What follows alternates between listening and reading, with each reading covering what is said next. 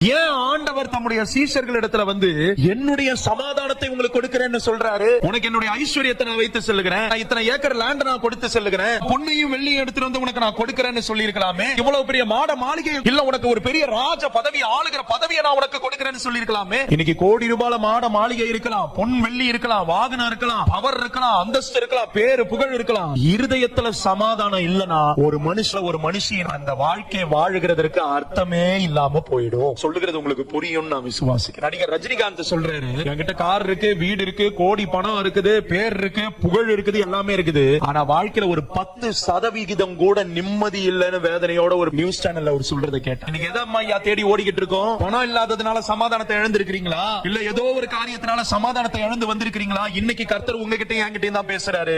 எதை வேணாலும் இழக்கலாம், கர்த்தர் கொடுத்த சமாதானத்தை மாத்திரம் எந்த காலத்திலுமே இழந்து போக கூடாது, முடியாது. இன்னைக்கு நம்ம அதை செரிஷ் பண்றோமா?